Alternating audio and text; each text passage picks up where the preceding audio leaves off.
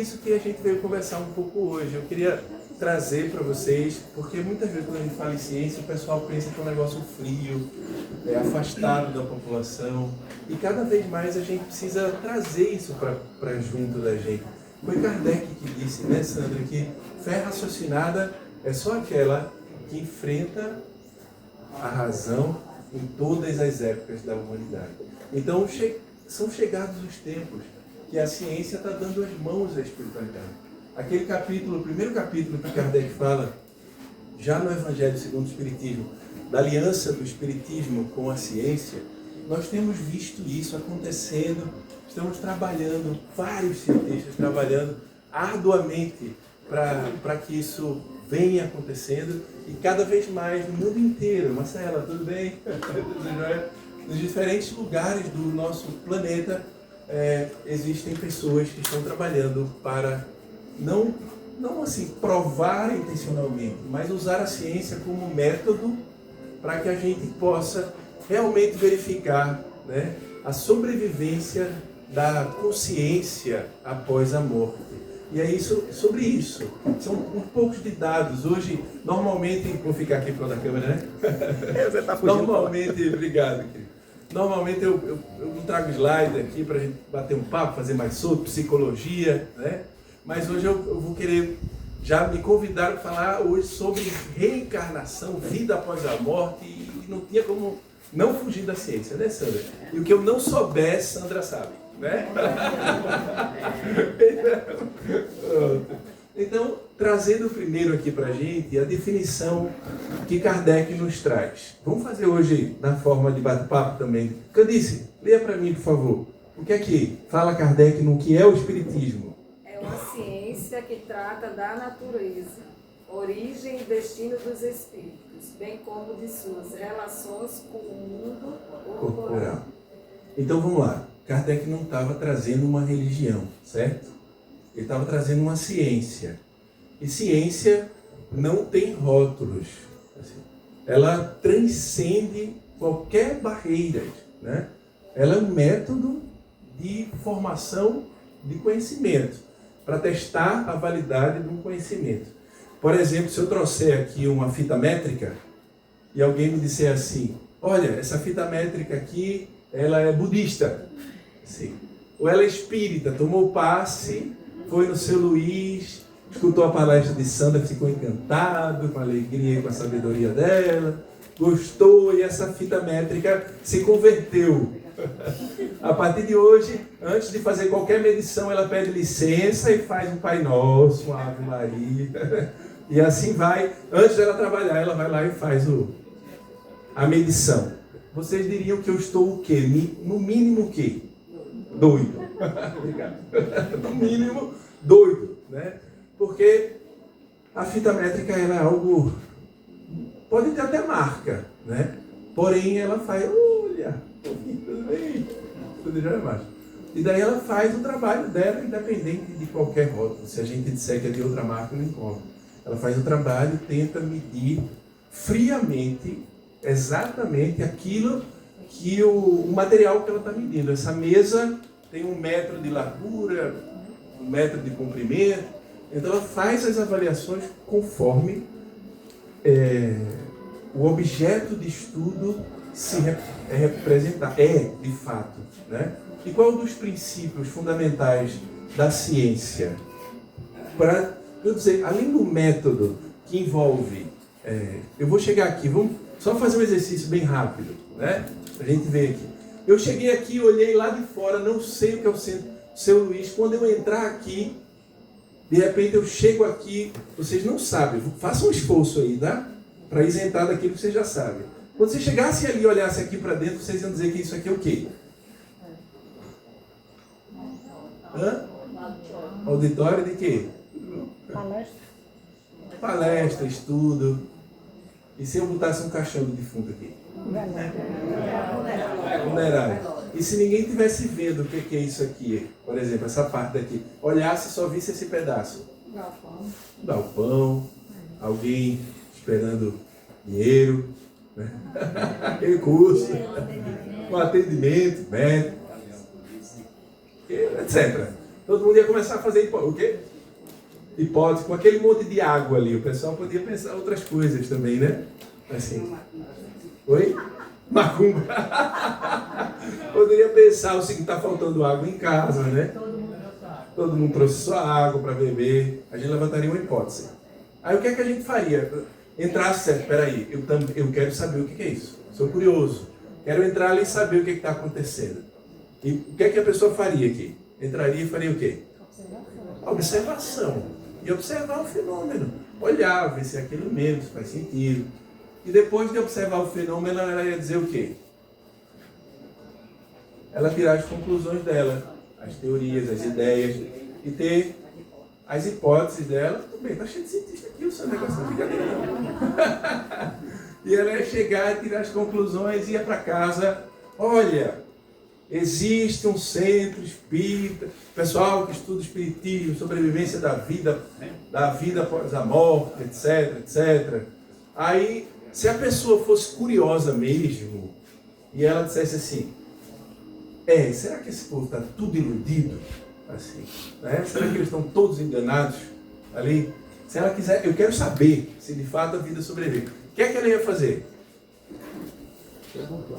Oi? Perguntar. Perguntar onde? Pro povo. Pro povo, mas perguntar para o povo seria mais opinião popular também. O que é que ele teria que fazer? Ler, estudar, o que mais? Pesquisar. Se ela for mais curiosa e não se satisfizer com o que o pessoal disse, com o que os outros disseram, se ela for realmente curiosa, ela vai fazer o quê? Experimentar.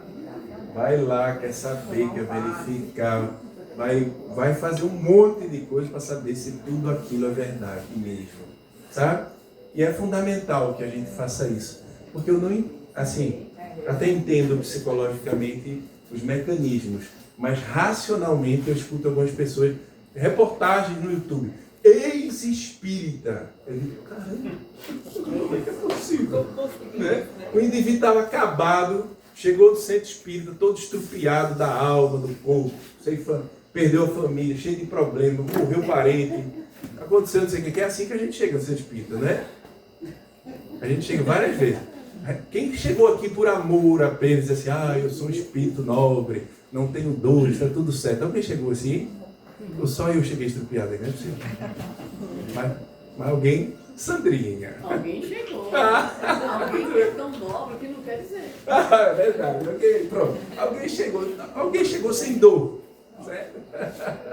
Eu cheguei como Uberbom. Uberbom, pronto. Chegou como Uberbom. Você é o concurso, Sandrinha. Chegou como Uberbom. Eu chamo médio de transporte, né? Pronto.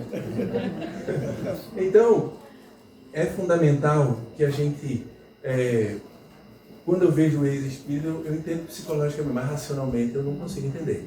Assim, porque não encaixa muito bem. Porque o indivíduo chega aqui, ele estuda física, né, ele vai estudar lá lei de atrito, leis de Newton.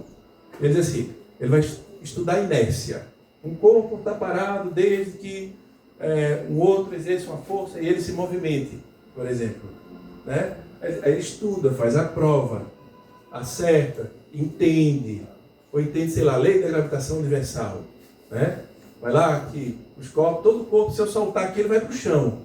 Porque os corpos são atraídos na proporção das suas massas. A gente é atraído para o centro da Terra, porque a massa da Terra é muito grande. Então, o corpo é atraído para o centro da Terra. E inversamente proporcional ao quadrado das suas distâncias. O que é que isso significa, simploriamente falando? Que, por exemplo, quanto mais distante tiver, menor é a força de atração. Aí ele entende, vai. Aí, de repente, depois de fazer o curso, de passar, de tirar nota boa, de se formar, ele se forma, estuda, diz, agora eu sou físico. Aí, um mês depois, ele assiste um jornal, tem uma decepção com um outro físico que aprontou na universidade dele, um amigo, um cientista. Aí, a partir daquilo, ele disse assim, agora eu sou ex-físico. Assim, eu não acredito mais em gravitação universal. Assim, e para ele, a Lua vai começar a voar, as cadeiras também. Eu queria ver quem ficava aqui se uma cadeira dessa começasse a levitar. Quem conseguiria, apesar de acreditar no espiritismo. Mas ele começa a derrogar na mente dele, racionalmente, a anular tudo aquilo que ele achava que era fundamentalmente verdade. Ou seja, ele entendeu em algum momento pelo coração, pela emoção, porque aquilo consolou, trouxe sentido no momento de dor, mas na razão ele não entendeu de verdade. Porque depois que você realmente entende o mecanismo de funcionamento de alguma coisa, você só esquece se tiver com Alzheimer. Caso contrário, você não está. Depende, viu? Depende. Eu tenho uma senhora, ela hoje é uma mineira, viu? Sim. Ela tem perto dos 80 anos. E ela participa de um evangelho online que nós fazemos lá, o pessoal faz na federação. E aí, meu esposo é quem coordena. Então, ele diz para ela, comente. É perfeito. Ou seja, aquilo que ela tem de bagagem. Eu cheguei ao ponto de falar com o filho dela. Eu disse, ela não pode ter, não é possível, né? Tem. Ela me viu ontem, aí eu chego, aí ela faz mais de mês que você não aparece aqui. É pseudo Alzheimer. Ela tem, Alzheimer. Aí eu disse, é diagnosticado. Agora ela tem, vamos dizer assim, um HD. Que coisa. Um HD de interpretação evangélica invejável. Que legal. Não tem uma colocação fora do lugar. Todo mundo fica assim, emocionado, impressionado. Que legal. Então, se nem pessoas com Alzheimer às vezes perdem, imagina quem não está com Alzheimer. Pois imagine. Então, o indivíduo é mais ou menos assim. Por isso, trazer a ciência para a gente compreender vai nos ajudar muito, vai nos dar força para que a gente possa continuar esse nosso processo evolutivo.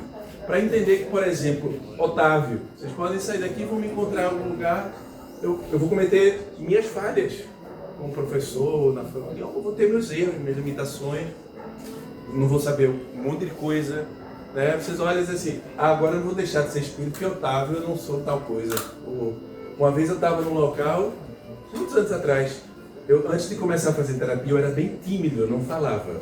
Aí depois que eu comecei a fazer terapia, ao invés de achar o caminho do meio, sabe, eu desembestei. E eu já estava em centro espírita, entrado. Aí uma pessoa bem próxima da família disse assim, essa psicóloga endoidou você. Mas você é espírita e faz um negócio desse, fica com a raiva dessa. Eu digo, tua sorte é que eu sou, porque se eu não fosse, imagina, né? Eu ia fazer contigo. Então, como espíritas, nós temos nossas falhas, nossas limitações, nossas ignorâncias. Mas estamos aí, né? Como Kardec nos disse, com o nosso esforço preponderante para sermos verdadeiros espíritas, nos esforçando para nos melhorarmos, para nos desenvolvermos, para realizar a nossa transformação moral com amor. Mas a ciência espírita é muito diferente. É algo que Kardec faz de forma brilhante. E é sobre isso que a gente vai refletir. Kleber, até que horas que vai? 8h30? Até que horas? Vai até que horas para eu não perder aqui? 1h. Até isso? 4h30? É, 4h30? Não? Me diga aí. Você que manda, em casa eu nem mando, nem em casa, imagina aqui, me diz aí. Em casa quem manda é a lenda. Tá bom, né? Vocês que mandam aí. Só me liga o horário para eu encerrar aqui. Então, ó, deixa eu... Pulando. E o que eu queria dizer para vocês, ó, que falar em ciência não é enfraquecer aquilo que a religião nos traz de ligação com o divino, de conexão com a essência do que é divino. Porque muitas pessoas, quando a gente fala em ciência, alguns centros espíritas, alguns locais, pessoas dizem assim, não. Pensa que vai virar uma confusão, uma separação, um problema, e não é nada disso que acontece. Os estudos hoje já mostram e já falam, vou só botar alguns exemplos, não vou me afixar o que está ali, mas só para quem quiser depois, vai ficar gravado, pode pegar as referências. Já se fala em espiritualidade da ciência. O exercício da ciência nos espiritualiza, né? Nos traz virtudes que a prática da ciência é capaz de fazer.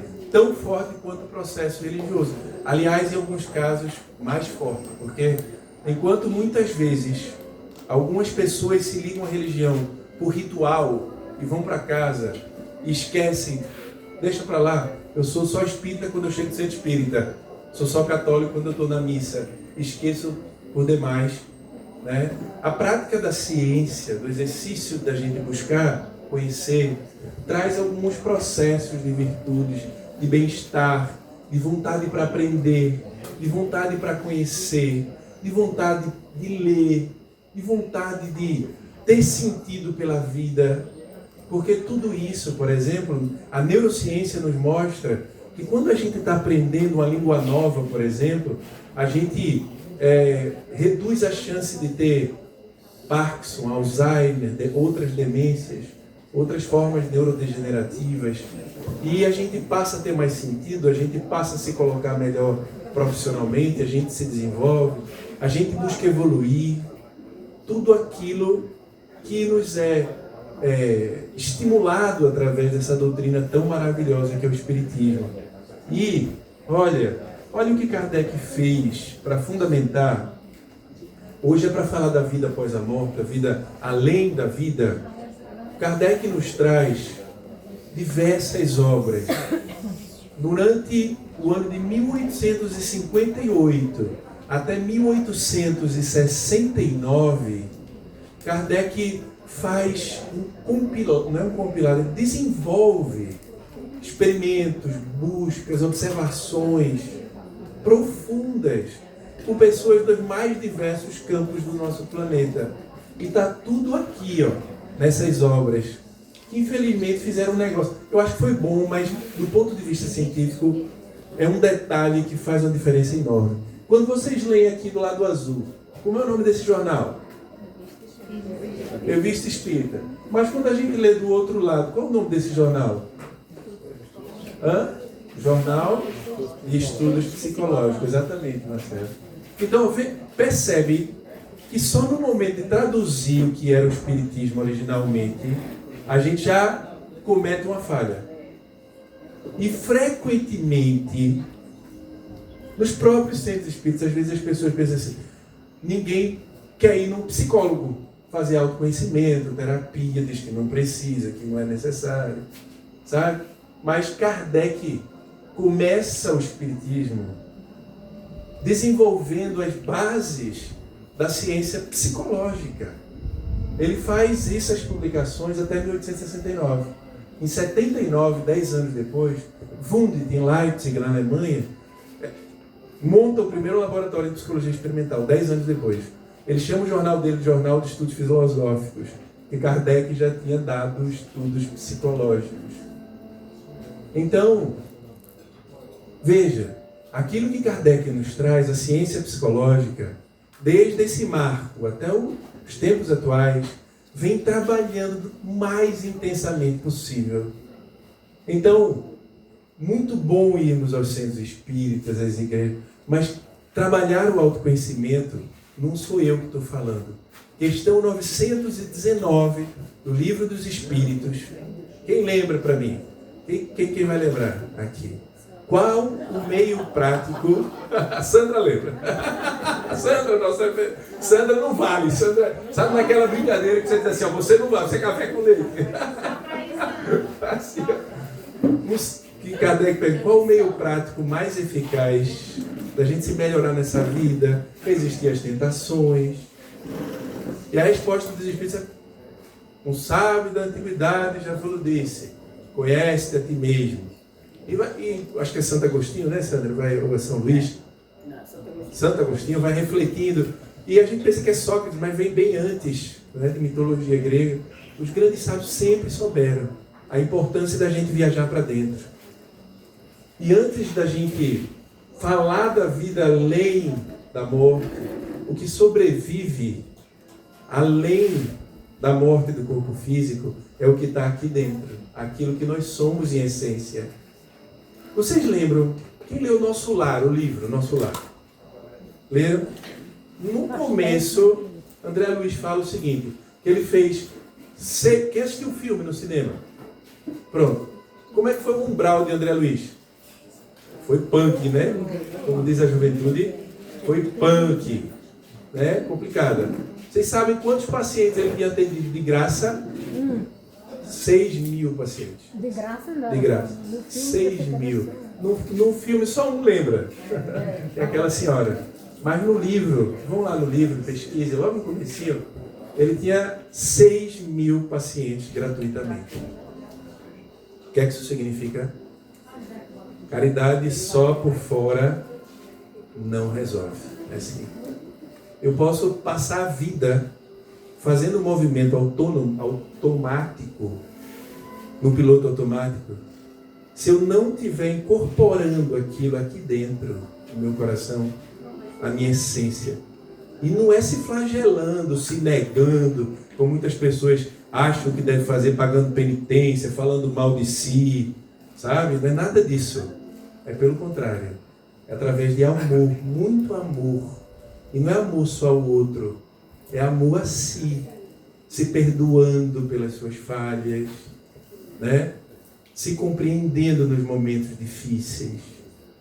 Aceitando suas dores, mas não passivamente, pacificamente. Muitas pessoas pensam que, assim, eu não posso mais sentir raiva, eu não posso, aí começa a se negar tudo. Aí engole raiva, acumula medo. Nunca se trabalha. E desconecta-se de si mesmo. Isso tem um nome na ciência chamado bypass espiritual. É quando a gente se desconecta da nossa essência para dizer, agora eu sou espírita, agora eu sou não sei o quê. E estou maravilhoso. Faço caridade. E a raiva, as emoções que a gente chama de negativas são mensagens para a gente tomar certas atitudes. Às vezes é dizer não para as pessoas, é botar limite, é tomar atitudes, é mostrar essa raiva quando necessário diante de uma situação difícil.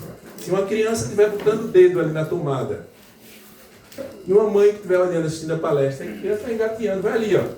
Eu, quando era pequeno, eu botei a língua na tomada. Assim. Botei a língua na tomada, sobrevivi. Ficou bem certo, né? Mas sobrevivi. Aí, ó, sabe o que aconteceu? Sequelas, ficaram sequelas. E daí o que acontece? Aí a mãe vai olhar para a criança assim, meu filhinho, querido e amado, fofinho. Daí, do jeito onde ela está. Não bote sua linguinha na tomada, meu amor. Minha bênção da minha vida. Aí a criança olha para a mãe e come a língua na tomada. Aí o que acontece? Morreu, dependendo. Ou não, né? Fica meio perturbado, que nem eu. Assim. Ou com a língua solta. Ou com a língua solta. Então, todo sentimento que a gente acha que é negativo, não é. É assim. A não ser que Deus errou na formação da psique humana. Porque são todos protetores. Vou dar outro exemplo pra gente. Sabe? Nojo. Por que a gente chega a ver uma comida podre e fica com nojo? Preservação, para não ir lá e tentar comer aquilo. Todas as emoções tidas como negativas, só para fazer um parênteses aqui, que eu não resisto a entrar na psicologia, é o seguinte, já Kardec nos trouxe o espiritismo como uma ciência psicológica, né? Então, tudo aquilo é e tem uma função muito importante para a gente. Então, esse processo de entrar numa religião, numa doutrina espírita, num centro, numa igreja católica, não pode prescindir de autoconhecimento. Olhar para fora, para a vida além, começa olhando para dentro de si. Não ouvide disso. Porque André Luiz, no filme, lembrem da cena, ele fala assim, olha, diante de uma aparente calma, ele está na frente da casa, ele começa a lembrar. Ele diz assim, aparente calma, existia uma turbulência de situações que ele tinha. Ele diz assim, quando eu morri, de repente eu me defrontei com tudo aquilo que eu tentei negar. Assim. Então, não é sair por aí esbufeteando o povo, matando, não é nada disso. Mas o que é que a minha raiva quer que eu faça? Quer trazer de proteção para mim e para o outro e me ajudar a botar limites, a proteger, não só o outro, mas a mim também. Sem culpas, sem culpas. Isso é um assunto que a gente depois pode conversar mais. Mas olha, então só para a gente lembrar, Kardec estava num período que o mundo inteiro estava estudando a vida além da vida, a vida além da morte corporal, depois da morte corporal.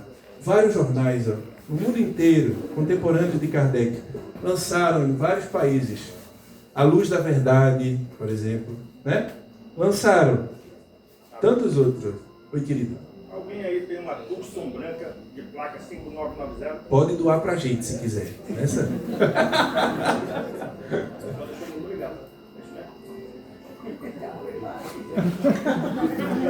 Eu já desliguei. Porque quebrou o vidro. Podia ter deixado ela para ficar fresquinha. Como é que você desligou? Ah, ótimo. Pronto. Não estava assim, ligado. Tá combustível, mas ninguém vai mexer nele. Tá ótimo. Aí eu deixei. Tinha só uma carteira com 100 mil, a gente pegou e já resolveu. Às vezes ela deixou ligar para ficar fresquinha quando ela foi lá. Tá certo.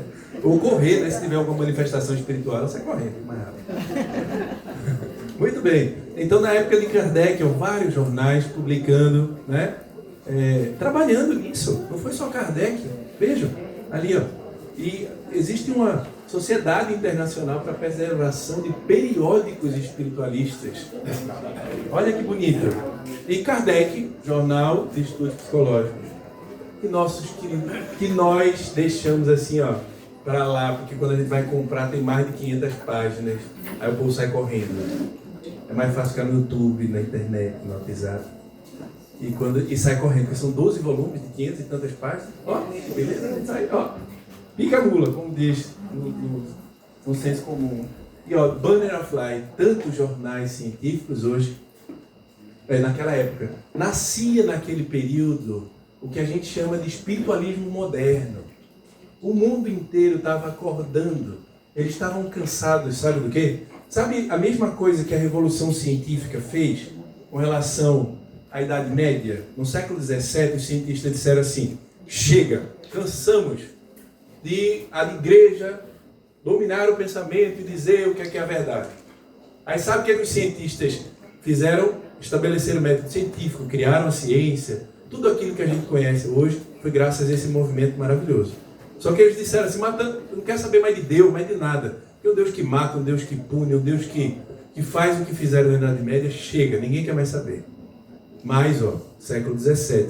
Aí vem 2 séculos que a ciência amadurece e de repente ela percebe que assim, ó, o número de suicídio crescente é o que a gente está vendo hoje em dia. 700 mil pessoas se matam anualmente no mundo inteiro. Enquanto a gente está dando aqui essa palestra, algumas pessoas se jogaram em algum lugar.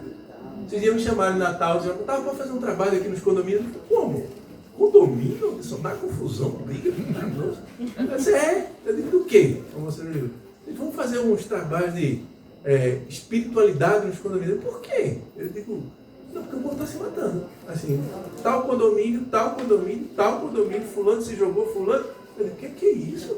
Assim, então, são 300 milhões de pessoas depressivas no mundo. 300 milhões de ansiedade que acaba com a nossa função diária. Sem contar burnout, etc.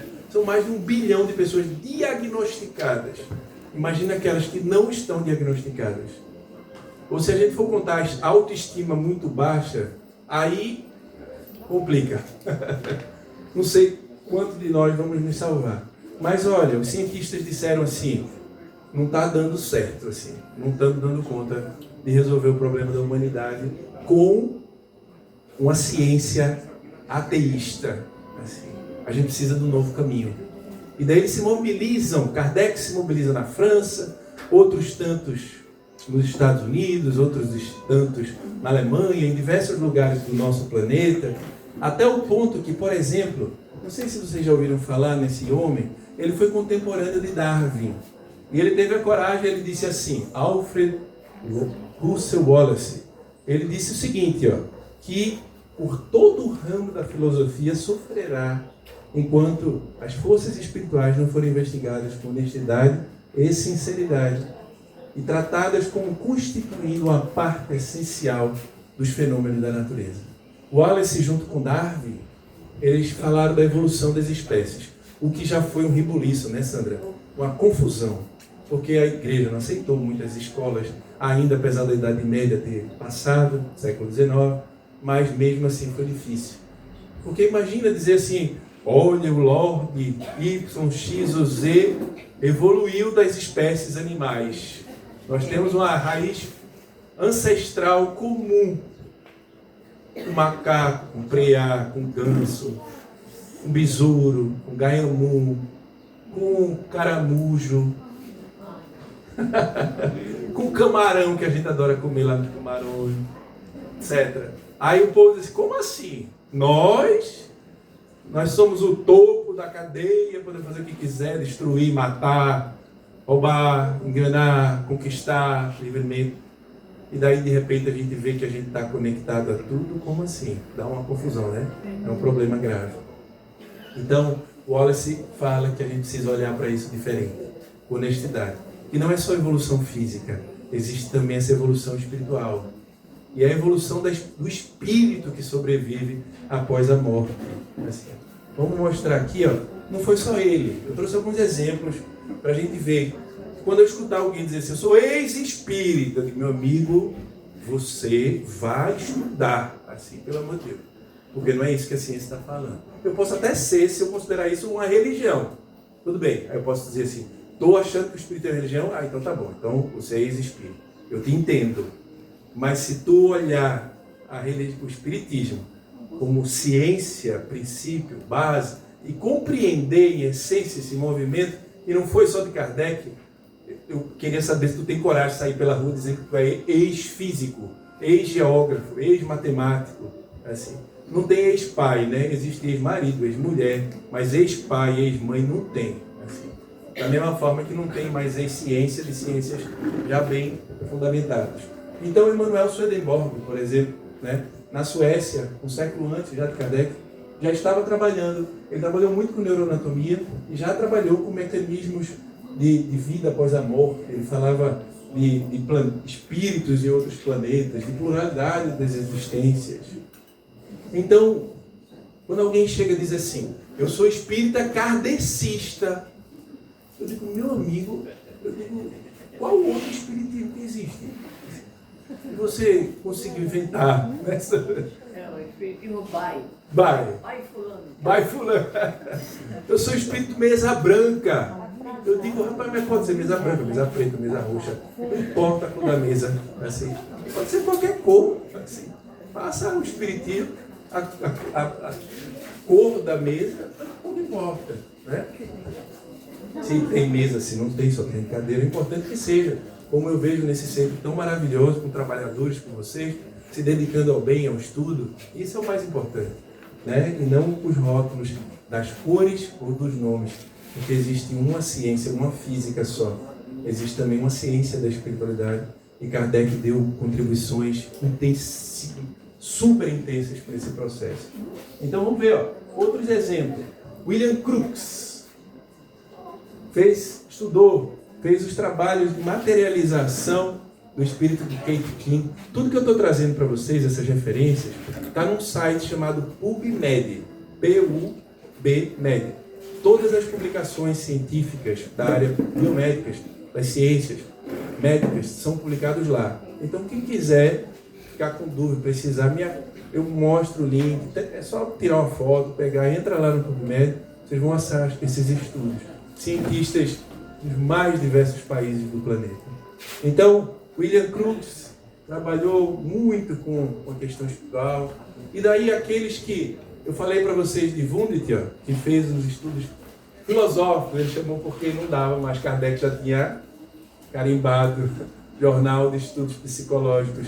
Infelizmente, reverteram o tamanho. Eu espero que um dia, né, publiquem de novo Jornal de Estudos Psicológicos grande e revista espírita pequenininha, do jeito que Kardec fez, para a gente trazer de volta a ciência para esse processo aí. Então, olha aí, o que eu queria dizer nesse momento, agora, mais ou menos aqui na metade do que a gente estava falando, que a ciência ela tem 3 fases. Um conhecimento pode ser produzido em 3 etapas. O período pré-científico, vamos dizer assim, Antes de Kardec, quem é que sistematicamente estudou os fenômenos espirituais? Tiveram casos, tiveram estudos separados, isolados, vários estudos, inúmeros. Eu mostrei alguns exemplos para vocês. De fato aconteceu. Mas um dos princípios da ciência é a reprodutibilidade. É a gente conseguir reproduzir certos fenômenos. Aqui tem um grande problema. Não só para um problema não, uma dificuldade tremenda para qualquer cientista das áreas psicológicas. Porque enquanto o fenômeno físico não é facilmente, ele é reproduzível mais facilmente que o espiritual. Se eu quiser dizer para você, vamos medir qual... Essa garrafa da minha esposa, eu não vou jogar no chão, senão eu apanho, não chego em casa. Aqui, né? Ela é alemã, me bota na câmara de gás, ela tá escutando. Tô brincando. Aí aqui, a brincadeira, pessoal, ela é mansa, um amor de pessoa. Não faz um mal nem só para mim. Tô brincando. Aí aqui, ó, se eu soltar isso aqui, vai cair numa velocidade de 9,6, 9, alguma coisa metros por segundo, se não me engano. Depois me corrija, vejo aí. Tem uma velocidade fixa lá que os físicos sabem. E se eu reproduzir todo objeto, vai cair a despeito da sua massa, que tem 10 quilos. Só se for muito leve, aí a resistência do vento não deixa cair. Mas se vencer a resistência do vento, o objeto vai cair até o chão, indiscutivelmente naquela velocidade. Aí mede, seja onde for, o planeta cai na mesma velocidade. Então a gente chega à conclusão que tem uma força de atração dos corpos que puxam ele. E daí, puf, feito. Ciência bem estabelecido, claro. Certo? Agora sim, mecanismo psicológico. Vou dar exemplo para vocês. Agora, sabia que tem pessoas com depressão? Qual o sinal de depressão? Me diz aí. Tristeza. Todo mundo tem tristeza. Mas tem pessoas que têm depressão que ficam comendo muito. Compulsividade.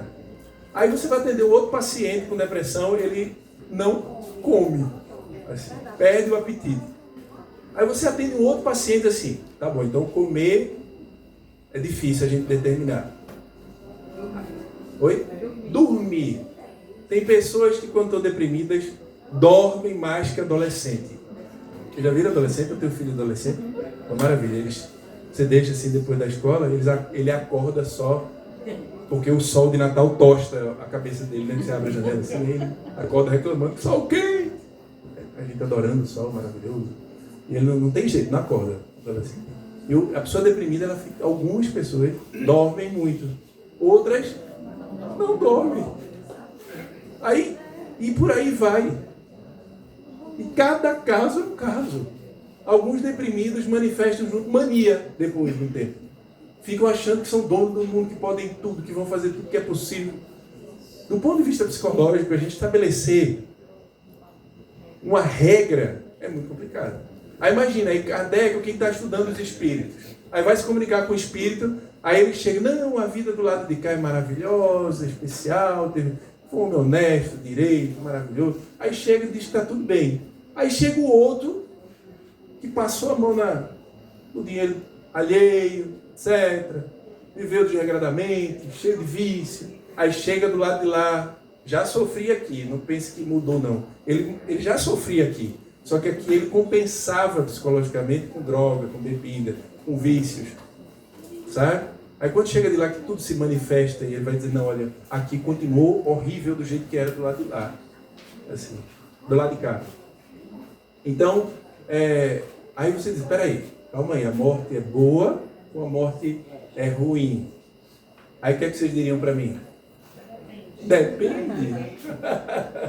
Do ponto de vista psicológico, tudo depende. E depende do indivíduo. Tem pessoas que vêm, tomam um passe, se beneficiam, saem bem. Outras vêm e podem passar um ano tomando passe, saem e vão continuar mal. Porque não é só o que vem de fora. Aquela regra que a gente falou aqui no começo. É o que vem de dentro. Não foi à toa que Jesus disse, Sandra me lembrou uma vez quando eu acabei uma palestra, não esqueci mais, Sandrinha, não é o que entra na boca do homem que o macula, quando Jesus foi comer sem lavar as mãos. É o que sai da boca do homem. que torna o homem mau. É assim, Sandra? É, Obrigado, vozinha querida. Tá vendo? Nada melhor do que ter uma guru desse nível.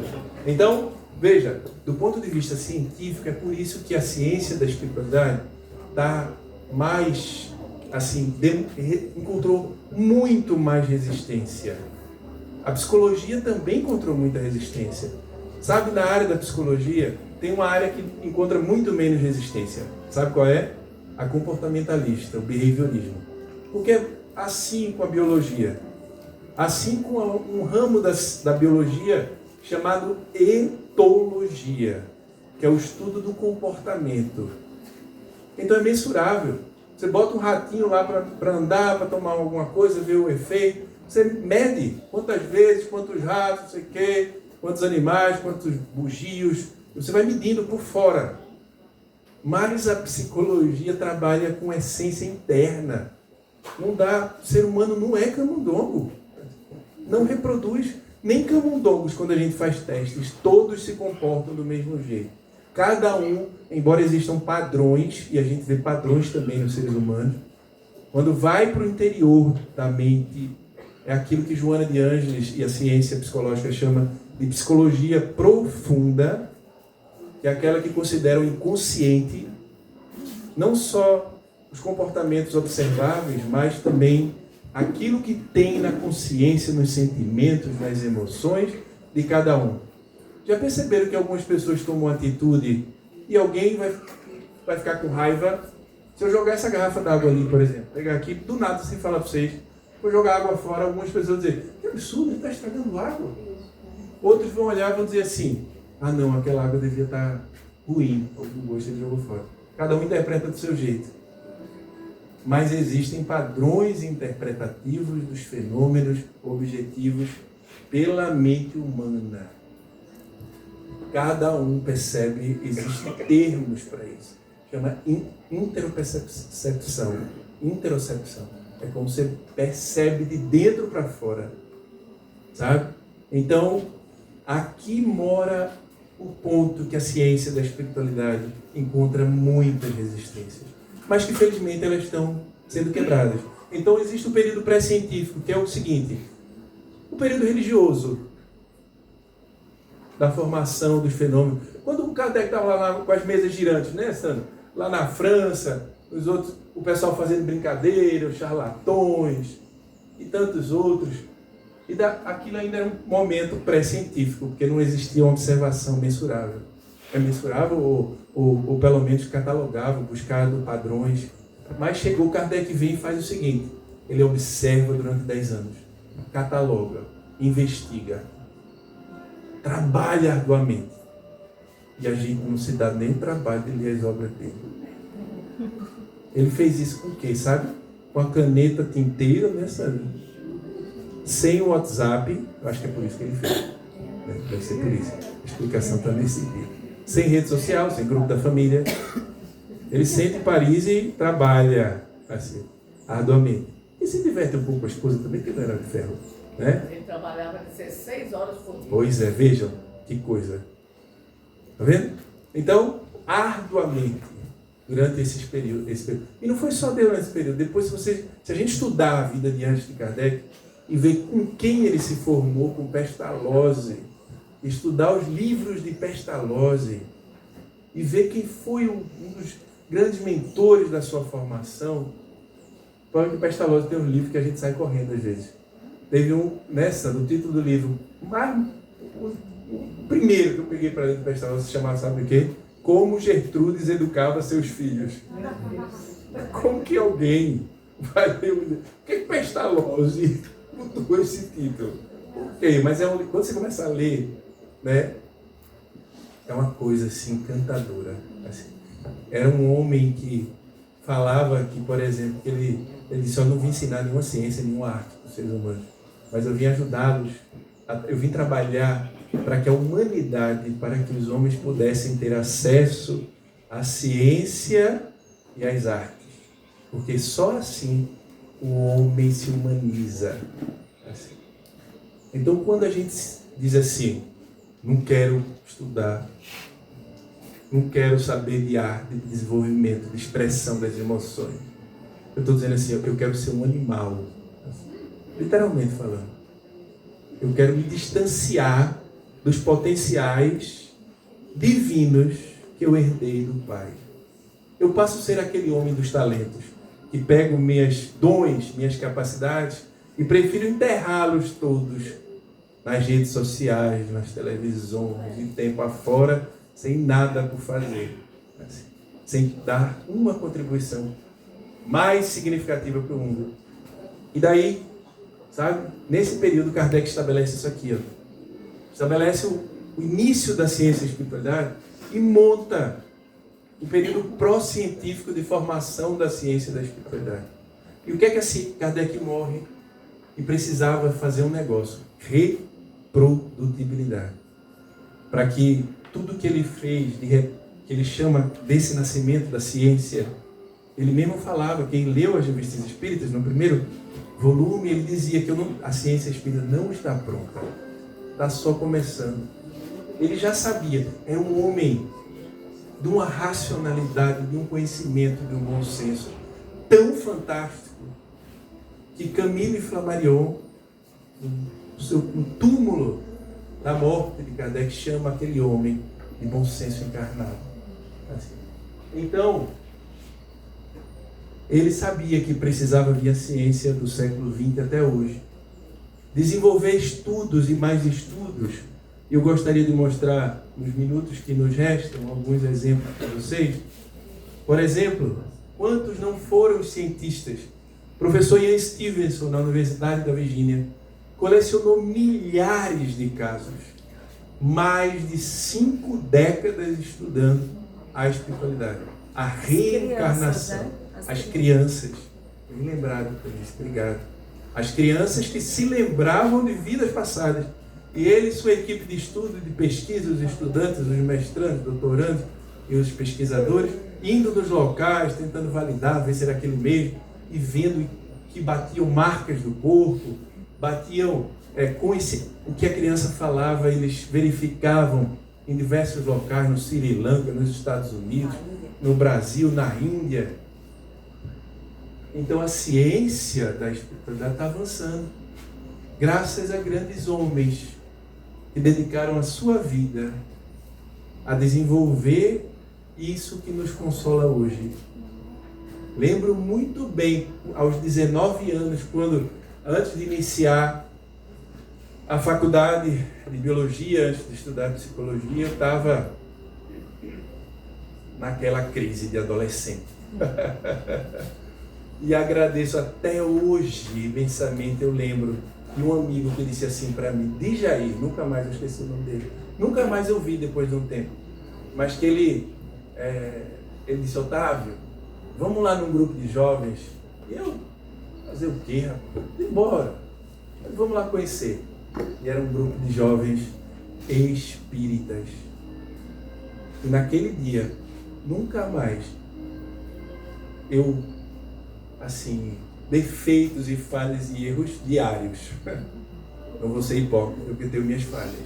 Mas falta de sentido na vida, falta de vontade de estudar, de conviver com a família, de ajudar os filhos, de estar crescendo, de se cuidar, de fazer... Jamais. Graças à racionalidade. Que esses desbravadores do conhecimento e de tantos outros, temos os mais diversos, lembro muito bem, com 20 e poucos anos de idade, 22 nesse período de grupo de jovens, eu vi uma jovem mulher vinda do Pernambuco e que morava, ela me disse que morava em Natal. E eu vi a palestra dela e vi o quanto ela irradiava coisa boa, trabalhos de educação, trabalhos de divulgação do espiritismo com tanta alegria, com tanta vivacidade. E eu disse, rapaz, esse negócio deve ser bom. Porque essas pessoas, elas são diferentes. Assim. Elas levam consigo o cheiro, como diziam os espíritos, o perfume da espiritualidade. Pessoas, quem eu falo, Sandra Borba e tantos outros aqui, que se dedicam ao bem, ao amor, à caridade, e tantos outros trabalhadores, o que nos leva a estar terça-feira aqui, como vocês estão, tentando escutar palestras sobre isso. Então isso aqui é muito, muito importante. E vejam, foram mais de 50 anos estudando, milhares de casos, eles indo nos locais, investigando, pesquisando, sabe? Não foi só ele. Vou mostrar para vocês. Depois, quando ele desencarna, o professor Ian Stevenson, na Universidade da Virgínia, estabelece-se, junto com ele, um departamento, né? Uma divisão de estudos da percepção. E como é que a consciência sabe de coisas de outra vida? De passado e bate? Precisa saber se essa consciência, como é que ela percebe isso? Não pode ser pelos olhos, pelos olhos ou pelos sensos carnais. Que memória é essa que sobrevive? Então, os estudos da percepção mostrando que a consciência sobrevive após a morte. E a percepção que se tem é uma percepção do inconsciente, que de repente emerge algumas lembranças das suas vidas passadas. Graças a Deus não emerge espontaneamente, facilmente. Imagina se a gente lembrasse certas coisas, né? Então tudo precisa ser feito com muita cautela. E quando a gente precisa, as lembranças vêm, né? Quantas vezes? Eu lembro bem, uma vez, eu estava adolescente, revoltado. Ela não está aqui hoje, não veio comigo, minha velhinha está fazendo faculdade, minha mãe, psicologia, está estudando, 70 anos de idade, muito bem, dona Sussu, deu exemplo pro seu filho aqui. Aí ela está lá estudando, minha mãe, depois de ter feito serviço social, se aposentou, meu pai desencarnou recentemente, ela foi buscar sentido para continuar a sua evolução espiritual, e daí eu lembro que eu estava adolescente, revoltado, chateado com as coisas do meu pai, da minha mãe. Aí eu estava lá me achando dono da verdade. Eu estava reclamando de uma situação específica e de repente eu tive uma lembrança espontânea. Eu me vi numa situação que eu não vou nem contar para vocês. De vergonha, né? Para não expor a intimidade familiar. Mas eu lembro bem. Eu disse, olha, Otávio, deixa eu te mostrar um negocinho aqui que tu tá julgando e achando que é errado. Deixa eu te mostrar um tempo atrás, só porque tu tá os aninhos num grupo de jovens espíritos, tu te acha no direito de sair julgando as pessoas. Deixa eu te mostrar um pouquinho. Aí eu lembrei, aí eu vi a situação. Eu disse, pelo amor de Deus. Eu disse, tá bom. Não quis mais lembrar. E disse, não, vou até falar, vou expressar, vou dizer, mas sem tacar pedra, né? Porque Jesus já tinha dito da importância da gente não tacar pedra nos outros, mas a gente esquece dessas coisas, muitas vezes, né? No momento de desarrazoamento da consciência. Então, essas lembranças, esses estudos mostram que todos nós passamos por isso. E daí é o seguinte, nós estamos agora... Nós fundamos duas pós-graduações, no momento aqui em Natal, junto com a FASEX, né? Candice está aí, que eu agradeço imensamente pelo apoio, nossa parceira. É uma pós-graduação em Saúde Mental Integrativa e Ciências de Espiritualidade. E também, agora, nós estamos trabalhando para fundar isso em diversas instituições, para que a gente possa estabelecer, no mundo universitário, quebrar essa barreira. E não é difícil, vivemos muitas vezes uma ditadura ainda do materialismo, muitas vezes. Que já não faz mais sentido. E a rede DOR, por exemplo, de hospitais, que é a maior rede de hospitais da América Latina, depois do evento que nós tivemos em São Paulo, junto com o dono, com a Alexandra Moreira e outros pesquisadores, estabelecemos naquele dia, precisamos criar uma pós-graduação agora, aqui foi em Saúde Mental Integrativa. Lá vamos fazer neurociência, bora. O pessoal, em outros locais a gente está trabalhando de outra forma, para conectar isso do mundo acadêmico, para estudar, investigar. E agora a gente está fazendo, teve uma chamada de um jornal chamado NPJ Spirituality, Religion and Spirituality, para a gente publicar um trabalho. Como é que está nascendo nesse período de ciência, a ciência da espiritualidade. Não quero, olha, só para mostrar alguns exemplos. Quando a gente busca espiritualidade e medicina, está muito pequenininho, mas depois eu passo, se alguém quiser, assim que o trabalho sair, eu passo. Porque a gente está terminando a parte da pesquisa agora. Então, ó, espiritualidade e medicina, mais de 1.200 trabalhos publicados, científicos. Espiritualidade e psicologia, mais de 1.000.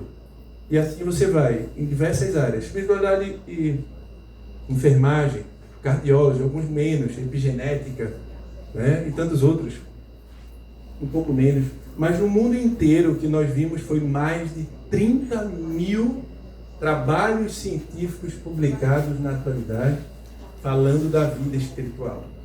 Isso equivale, e a outra imagem que a gente está trabalhando agora, a algumas áreas da ciência que já são bem estabelecidas. Ou seja, a ciência da espiritualidade, apesar das resistências e do materialismo de algumas pessoas e alguns cientistas, ela já é uma ciência que passou da fase proto-científica, que o nosso grande mestre de Lyon fez fantasticamente.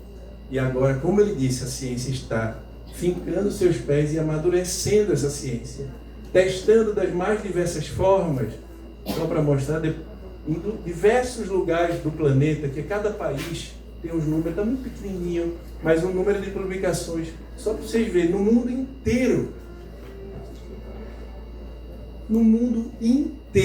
de 2000 a 2025, mais de 30.000 publicações científicas.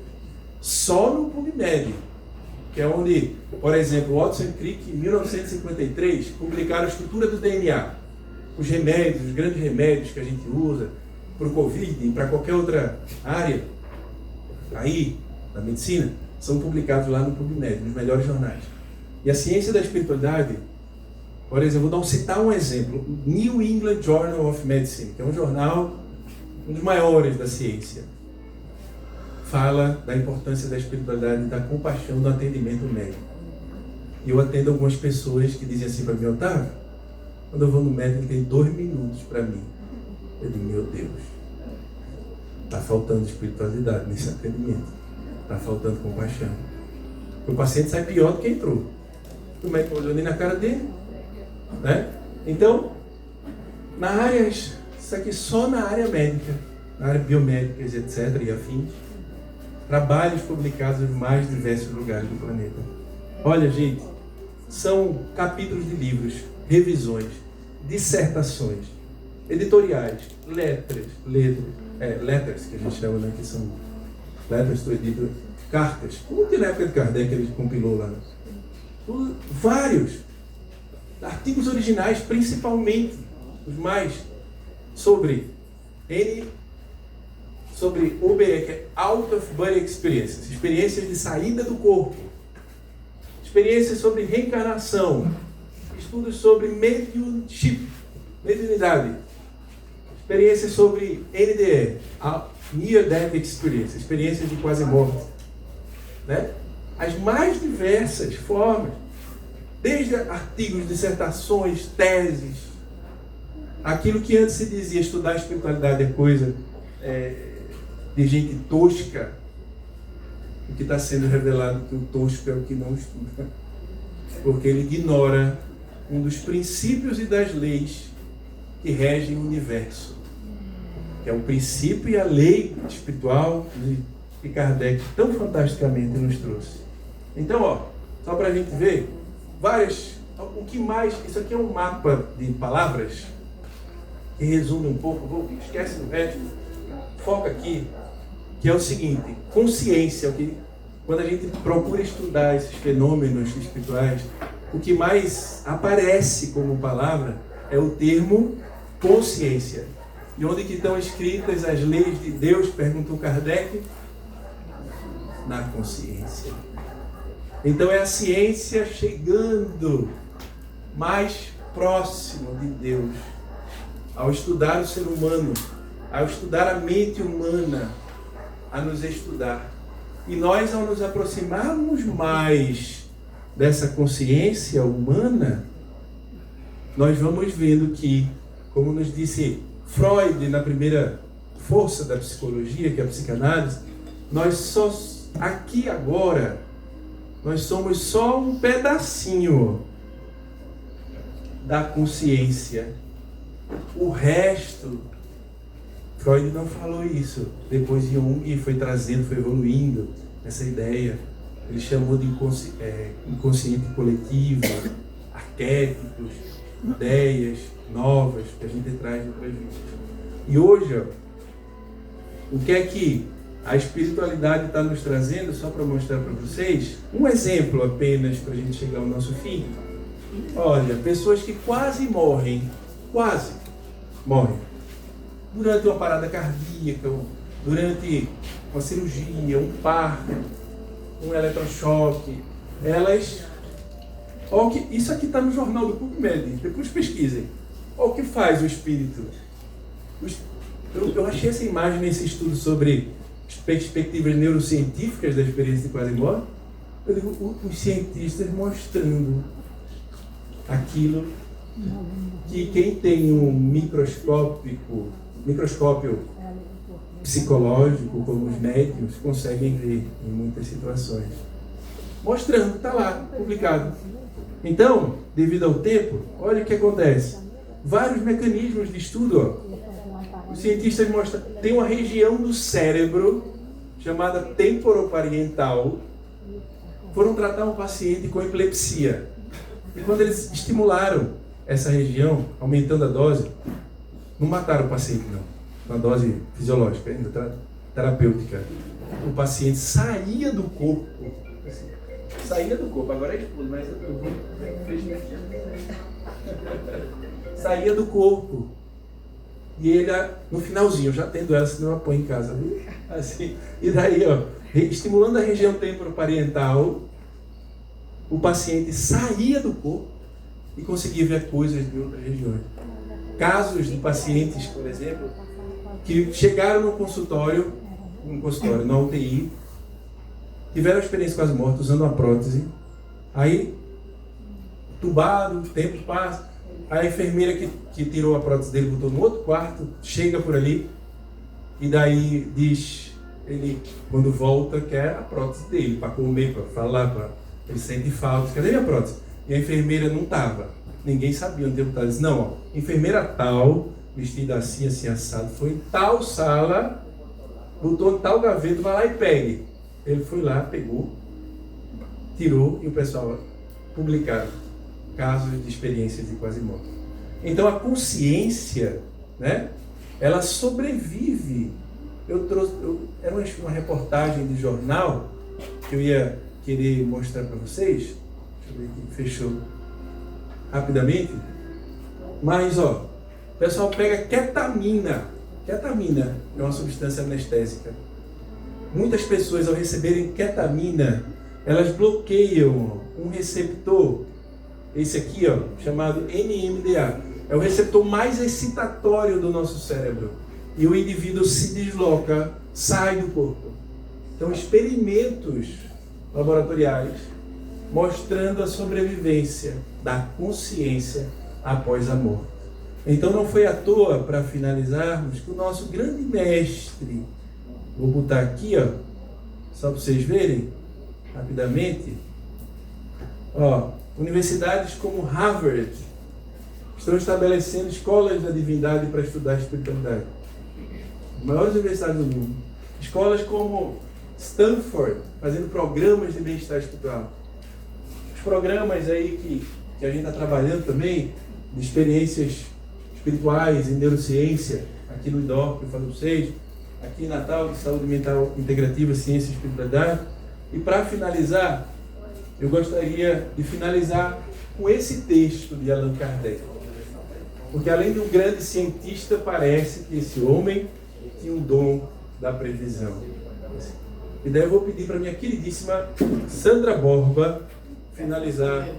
Você lê para a gente? Não lê? Ah, então, quem quer ler? Eu vou fazer catarata. Alguém lê para mim? Marcela, lê para mim. Lê. A ciência, deixando de ser exclusivamente materialista, tem de levar em conta o elemento espiritual e em que a religião, deixando de ignorar as leis orgânicas e imutáveis da matéria, como duas forças que são, apoiando-se uma na outra e marchando combinadas, se prestarão muito concurso. Aliança da Ciência e da Religião. É o capítulo que começa o Evangelho segundo o Espiritismo. Então, que possamos ir para os nossos lares cheios de esperança. Porque não estamos apenas diante de uma religião. Estamos apenas diante de um mundo que se renova. Se são pessoas em sofrimento, em dor, são 2 bilhões de pessoas fazendo caridade. Eu pesquisei uns dias antes de vir para cá. O mundo trabalhando pelo bem, mas alguns fazem um barulho danado com guerra. E a gente acredita que o mundo não presta mais. Que a gente possa sintonizar melhor as nossas antenas, as nossas Wi-Fi, os nossos conteúdos nos nossos lares com aquilo que presta. Não que a gente vai virar um alienado, romantizado do que é a vida. Não, é bom de vez em quando dar uma olhada para não ficar por fora e ter que falar um pouquinho. Um povo que só fala o que não presta. Mas que a gente possa alimentar a nossa fé. Porque o cérebro que não distingue o que é verdade de ficção, quando a gente vê que algum lugar está em tragédia, a gente traz essa tragédia para o nosso corpo. Muda a nossa fisiologia, muda a secreção de anticorpos, produção de substâncias de células de ativação nos inflama mais. Então que ao ir para os nossos lares, nós possamos ir com a certeza que o mundo está em marcha com o progresso, não só tecnológico, mas espirituais. E que a gente se inspire nesses trabalhos, que a gente se encante, que a gente deseje também fazer parte do festim de bodas que Jesus há 2000 anos nos convidou. A todos um grande abraço, obrigado novamente, um excelente final de tarde para todo mundo. Obrigado.